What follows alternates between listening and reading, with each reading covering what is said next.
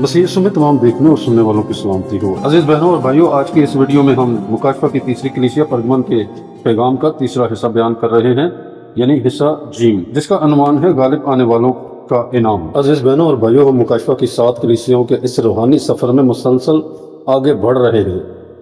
हिस्सा अलिफ में हमने देखा कि खुदावंद यीशु मसीह ने अपने आप को 2 धारी तेज तलवार रखने वाला क्यों कहा, और परगमन की कलीसिया को फरमाया, मैं जानता हूं कि तू कहाँ रहता है। और हिस्सा बे में हमने सीखा कि शैतान का तख्त क्या था, इंतपास कौन था, गुलाम की तालीम क्या थी, और नकुलियों की तालीम किस कदर खतरनाक थी।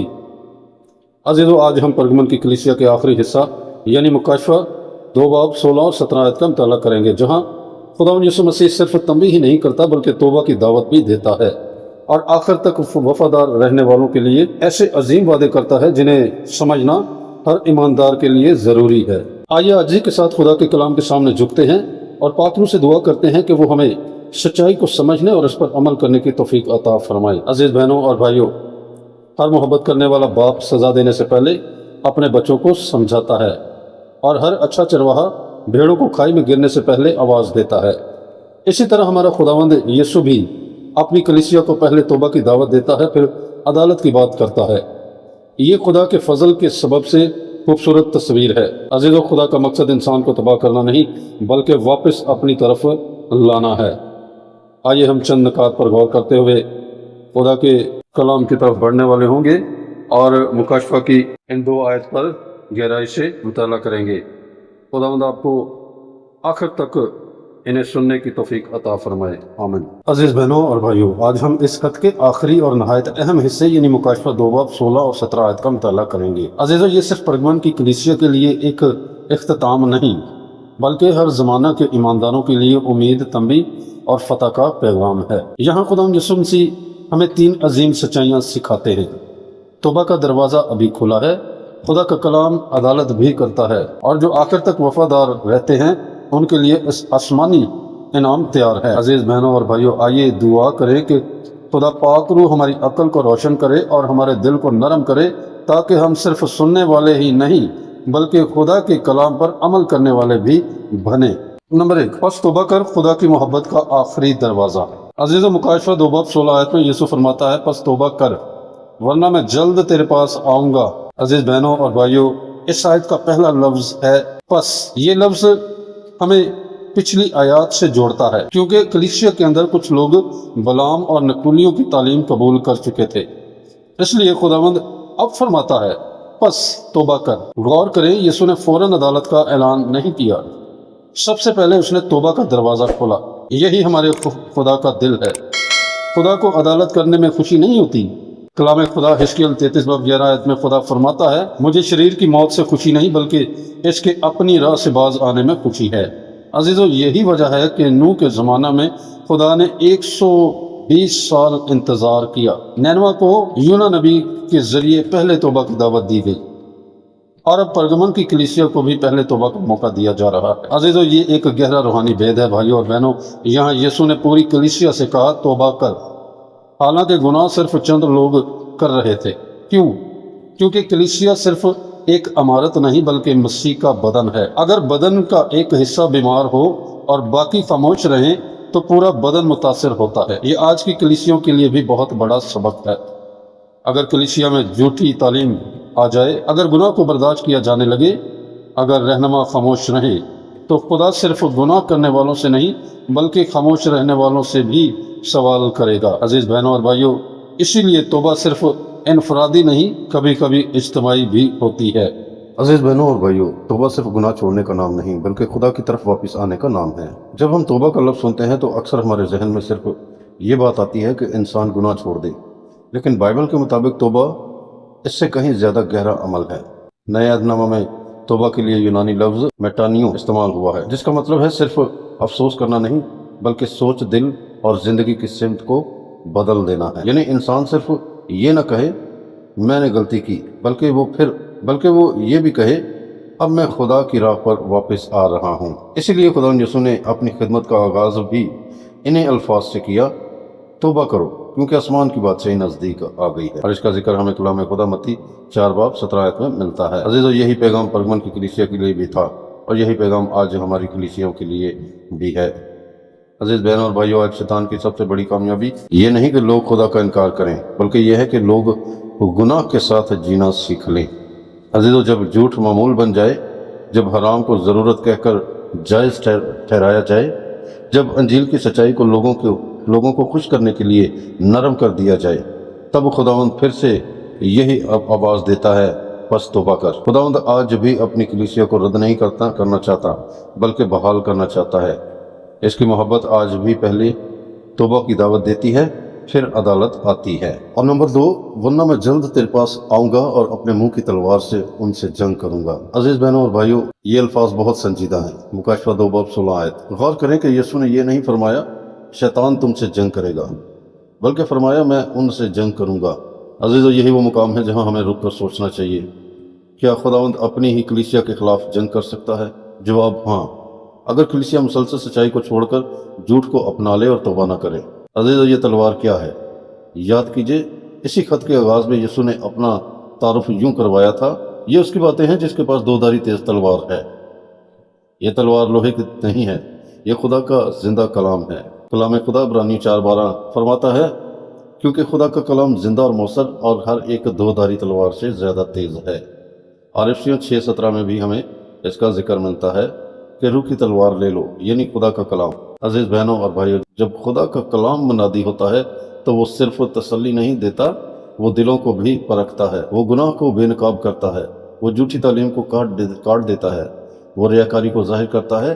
اسی لیے یسوع فرماتا ہے، اگر تم توبہ نہ کرو گے تو میرا اپنا کلام تمہارے خلاف گواہی دے گا۔ عزیزو، یہ بہت بڑا انتباہ ہے۔ ایک عملی مثال، فرض کریں ایک ڈاکٹر مریض کو بتاتا ہے، اگر تم نے یہ زہر کھانا بند نہ کیا تو یہ تمہاری جان لے لے گا۔ کیا ڈاکٹر دشمنی کر رہا ہے؟ ہرگز نہیں، وہ مریض کو بچانا چاہتا ہے۔ اسی طرح خداوند کی تنبیہ بھی محبت سے بھری ہوئی ہے، وہ ہمیں ڈرانا نہیں چاہتا بلکہ بچانا چاہتا ہے۔ عزیز بہنوں اور بھائیوں، آج کلیسیاؤں میں بہت سے لوگ صرف وہی پیغام سننا چاہتے ہیں جو اچھا لگے، لیکن خداوند صرف تسلی دینے والا نہیں، سچائی بولنے والا خداوند بھی ہے۔ ایک کلیسیا اس وقت مضبوط بنتی ہے جب وہاں پورا کلام سنایا جائے، نہ کہ صرف وہ حصے جو لوگوں کو پسند آئیں۔ اس لیے ہمیں خدا کے کلام کو اپنی زندگی کا معیار بنانا چاہیے، نہ کہ دنیا کی سوچ۔ اور نمبر 3، میں اسے چھپا ہوا من یعنی پوشیدہ من دوں گا، آسمانی خوراک کا عظیم وعدہ۔ عزیز بہنوں اور بھائیوں، خدا یسوع مسیح فرماتا ہے، جو غالب آئے میں اسے پوشیدہ من میں سے کھانے کو دوں گا۔ عزیزو، یہ الفاظ سن کر پہلی صدی کا ہر یہودی فوراً موسیٰ کے زمانہ میں پہنچ جاتا تھا۔ جب بنی اسرائیل مصر سے نکلے تو ان کے سامنے ایک وسیع اور سنسان بیابان تھا، نہ کھیت تھے نہ بازار، نہ کوئی ذریعہ معاش۔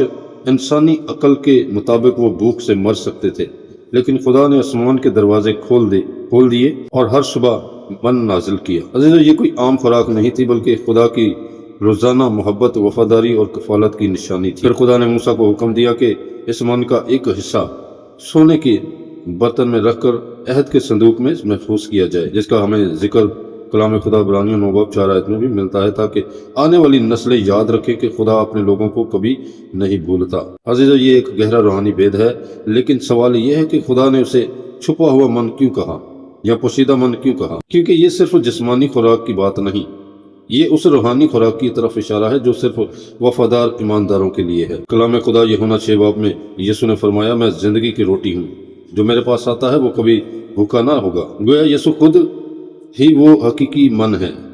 عزیزو، دنیا جسم کو روٹی دیتی ہے، لیکن مسیح روح کو زندگی دیتا ہے۔ عزیز بہنوں اور بھائیوں، آج دنیا بھی ہمیں اپنی خوراک دیتی ہے۔ وہ کہتی ہے، دولت جمع کرو، یہی کامیابی ہے، مشہور ہو جاؤ، یہی عزت ہے، لوگوں کو خوش کرو، یہی دانش مندی ہے۔ لیکن خداوند فرماتا ہے، جو میرے ساتھ وفادار رہے گا، میں اسے وہ خوراک دوں گا جو دنیا کبھی نہیں دے سکتی۔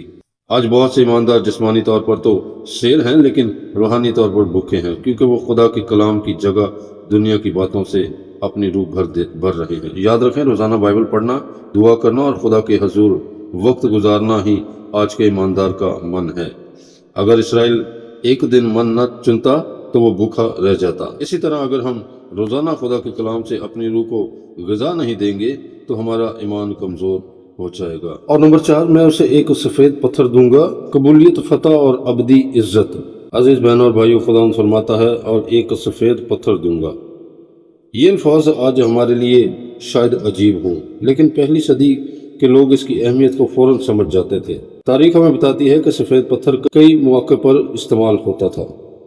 अदालत में जब किसी शख्स को बेगुनाह करार दिया जाता तो बाज़ मकामात पर उसे सफ़ेद पत्थर दिया जाता था, जबकि मुजरिम के लिए स्याह पत्थर इस्तेमाल किया जाता था। और खेलों में जीतने वाले को एजाज़ के तौर पर सफ़ेद पत्थर दिया जाता था।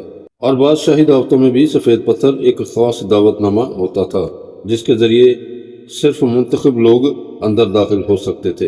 अजीज़ बहनों और भाइयों, इसका रूहानी भेद हमें ये मिलता है कि अब इन तमाम तस्वीरों को एक साथ रख कर देखें। खुदावंद गोया गालिब आने वालों से क्या कह रहा है। दुनिया तुम्हें मुजरिम कहे, मैं तुम्हें रास्तबाज करार दूंगा। दुनिया तुम्हें रद्द कर दे, मैं तुम्हें कबूल करूंगा। दुनिया तुम्हारे लिए दरवाजे बंद कर दे, मैं अपनी बादशाही के दरवाजे हमेशा खोले रखूंगा। क्या ये हैरत अंगेज वादा नहीं है? आज की कलीसियाओं से आज बहुत से ईमानदार सिर्फ लोगों की कबूलियत चाहते हैं। वो चाहते हैं कि सब उनकी तारीफ करें, लेकिन सवाल ये नहीं कि दुनिया हमें कबूल करती है या नहीं। असल सवाल ये है कि क्या खुदा ने हमें कबूल किया है। अगर खुदावंद हमें अपना सफ़ेद पत्थर दे दे तो दुनिया की तमाम तारीफ़ें भी इसके मुकाबले में कुछ नहीं है। और नंबर 5, और उस पत्थर पर एक नया नाम लिखा होगा, खुदा की तरफ से नई शनाख्त। मुकाशफा 2 बाब 17 आयत। अजीज़ो, खुदावंद यीशु फरमाता है और इस पत्थर पर एक नया नाम लिखा होगा जिसे उसके पाने वाले के सिवा कोई ना जानेगा। अजीज़ो, ये मुकाशफा की किताब के सबसे अहम, खूबसूरत और पुरस्कार वादों में से एक है। सवाल ये पैदा होता है कि खुदा नया पत्थर, नया नाम क्यों देता है। बाइबल में जब भी खुदा ने किसी का नाम बदला, उसके साथ उसकी ज़िंदगी, उसका मकसद और उसकी शनाख्त भी बदल गई। अजीज़ो, अब्राहम सिर्फ एक शख्स था, लेकिन जब खुदा ने उसे इब्राहिम कहा तो वो बहुत सी कौमों का बाप बन गया। और इसी तरह सारा बन गई, क्योंकि खुदा ने उसके ज़रिए वादे की नस्ल पैदा करनी थी। और याकूब का मतलब था एड़ी पकड़ने वाला, लेकिन खुदा ने उसे इसराइल कहा, क्योंकि अब वो खुदा के साथ कुश्ती लड़कर गालिब आने वाला शख्स था। शमौन को यीशु ने पतरस कहा, यानी चट्टान, क्योंकि वो कलीसिया की बुनियाद रखने वालों में शामिल होने वाला था। अजीज बहनों और भाइयों, खुदा सिर्फ हमारे गुनाह माफ़ नहीं करता, बल्कि हमें एक नई शनाख्त देता है। दुनिया हमें हमारे माजी से पहचानती है। कोई कहता है ये वो शख्स है जो फलां गुनाह करता था, लेकिन खुदा फरमाता है अब तो मेरी नई मखलूक है। कलाम खुदा 2 कुरिन्थियों 5:17 में हमें ये जिक्र मिलता है। अजीज़ों, ये नया नाम इस बात की अलामत है कि आसमान में खुदा और उसके वफादार खादम के दरमियान एक ऐसा ताल्लुक होगा जिसे कोई दुनिया वाला पूरी तरह नहीं समझ सकता।